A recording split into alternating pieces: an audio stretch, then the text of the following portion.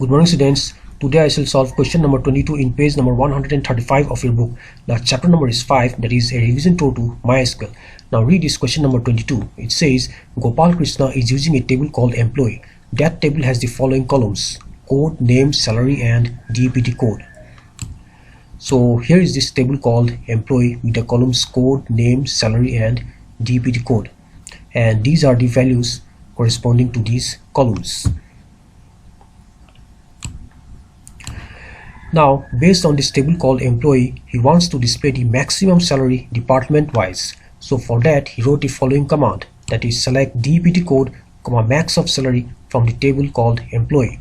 But on executing this query, he did not get the desired result. So why do you think so? He did not get the desired result on executing this query. This is because if he wishes to display the maximum salary department wise, then he has to use the group by clause, okay, and he has to use the group by clause on the basis of the column called DPT code, because it is this particular column called DPT code which identifies every department, okay, where the employee works,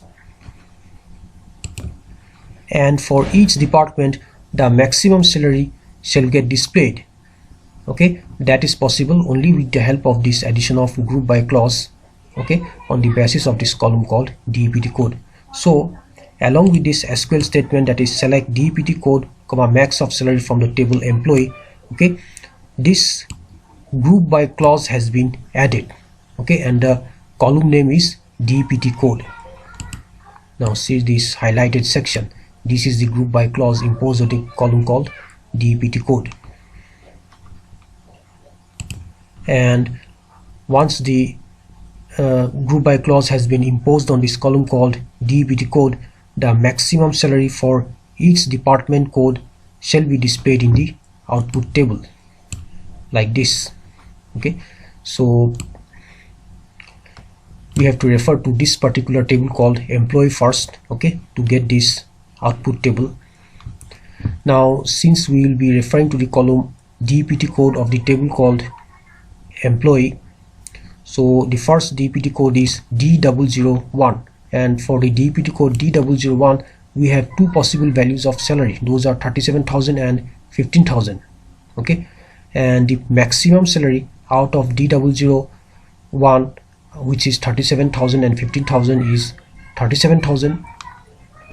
That's why for the DPT code as D001, the maximum salary 37,000 gets displayed in the output table. Now again, referring to the table employee, we shall look at this D002 as DPT code. Now out of D002 as the DPT code, the salaries are 10,000 and 14,000. Now which is the maximum among these two? It's 14,000.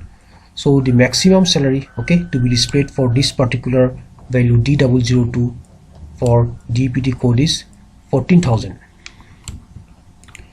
So in the output table I can see D002 as the DPT code and 14,000 as the salary. Again we shall see the value D003, okay, for the column DPT code, and for that we have two possible values of salary which are 11,000 and 13,000, and the maximum from these two is 13,000.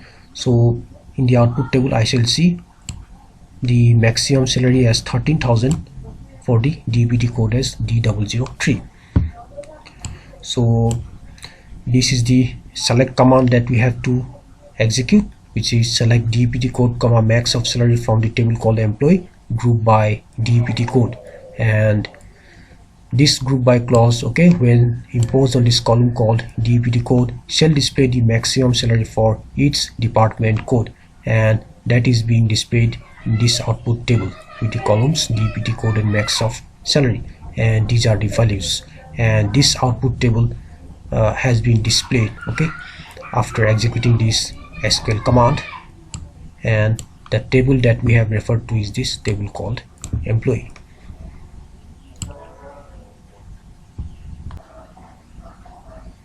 Now let's come to the next question, which is question number 23. It says, what is the difference between percentage and underscore wildcard characters with reference to the like clause of MySQL? So percentage specifies any number of characters, okay, and underscore specifies only one character. I shall explain it to you with the help of this example table called student, okay. And this table has 3 columns: SID, SNAME and age, and these are the entries corresponding to these columns: SID, SNAME and age. Now for this table called student, let me write the query as select SNAME from the table called student, where SNAME like underscore R percentage within quotation followed by a semicolon. So this query, okay, will display the entries of this column called SNAME. That's why the query is written like this: select SNAME from the table student. But there is a condition. That condition is specified in the where clause. The condition is such that the entries of the column SNAME should be like underscore R percentage, okay, where underscore R percentage is within quotation. This is because it's a string, and string is a group of characters. Now see, the first character in the string, okay, is specified as underscore. So for the first entry Tarun of the column SNAME, okay, underscore will represent the letter T, because T is the first letter for the string called Tarun. Again, for the second entry Arjun, underscore will specify the letter A, because A is the first letter for the string called Arjun. Again, for the third entry Arun, for this column called SNAME, underscore here will specify the letter A, as A is the starting letter of the string called Arun. So the underscore takes the value T for the entry Tarun and A for the entries Arjun and Arun. But the second letter has to be R. Now if the second letter has to be R, then we have to omit the first entry called Tarun, because the second letter for the first entry Tarun is only A, okay. But we do not require this, okay. As asked in the condition specified in the where clause, the second letter should be R. So for that, only in the entries Arjun and Arun we have the second letter as R, okay. So only these two entries shall be considered. The entry Tarun shall be discarded, because even though the first letter specified by underscore is T, okay, where underscore can denote any character, the second letter, okay, which is compulsory to be R, okay, is not there with the entry called Tarun, as the second letter in the entry Tarun is A. So we discard this entry called Tarun for the column called SNAME, and we consider these two entries Arjun and Arun, as the first letter for these two entries Arjun and Arun is A, okay, which takes up the place for underscore, and the second letter is R, okay, that is compulsory as specified here in the string within quotation. But after the second letter R, it can have any number of characters, okay. That any number of characters is represented by this percentage symbol. So in the entry called Arjun, the percentage denotes the part of the string JUN, okay. And again, for the entry called Arun, the percentage denotes the part of the string UN, okay. I repeat, for the entry called Arjun, percentage denotes the part of the string after R. So here in the entry Arjun, percentage will denote the part of the string after R, which is JUN. And again for the entry Arun, the percentage, since it denotes the part of the string after R, so it will take the letters UNN, okay. So percentage will take the letters UNN, which occurs after the compulsory letter R. So I hope you understood. So if we use this command, that is select SNAME from the student, okay, where SNAME like underscore R percentage, then it's going to select only these two entries, because here the first letter can be anything, as denoted by underscore, okay, and it takes up the letter A. The second letter is mandatory to be R, which is already present in these two entries, and the third one can be a group of characters which is specified by the symbol percentage, okay.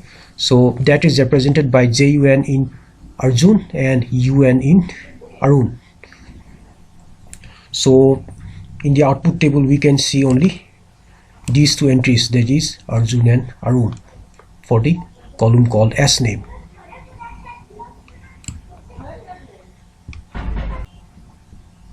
Now let's come to the last question, that is question number 24. It says state the difference between the date functions now and Sysdate of MySQL. Now these are the two different date functions, that is now and Sysdate, which are used in MySQL. Both these functions shows the date and the time, but there is a difference between these two functions. So let's start with the now function. The now function returns the current date and time of the database server. That means if I write the SQL command as select now, okay, and then click the flashlight button, it displays the date and the corresponding time under the now column, where the date shall be today's date, which is 25 November 2020, and the time is 15:51:25, okay, where 15 denotes 3 p.m., 51 denotes the number of minutes, that is it is now 3:51, okay, and 25 denotes seconds, okay. So 3 p.m., 51 minutes and 25 seconds is the time. Now this particular date and time that gets displayed in the output table under the now column is actually the current date and time of the database server. So this entry represents the date and time the moment this SQL command started its execution. So the moment this particular SQL command executes, the date and time has been tracked, and that date and time, okay, gets displayed in the output table here under the now column. Now let's look at the next date function, which is Sysdate. Now the Sysdate function returns the system date and time, okay. So whatever date and time, okay, you set it in the system, that particular date and time shall be retrieved with the help of this Sysdate function. If you set the wrong date and time in the system panel, okay, then the wrong date and time shall be displayed by this function Sysdate. So make sure that you set the correct date and time in the system panel so that this function shows the correct date and time. Now that I have set the correct date and time, okay, in the system panel, that's why I shall see the correct one using this function called Sysdate. Now let's test it in the MySQL workbench. Now instead of writing the now function after the select command, I shall write Sysdate now. Now on executing select Sysdate, okay, it shall return the system date and time. So let's execute it. So here it is, the output shows the system date and time, which is 25th November 2020 as the date, and the time is 3 p.m. okay, which is 15:58 minutes and 06 seconds.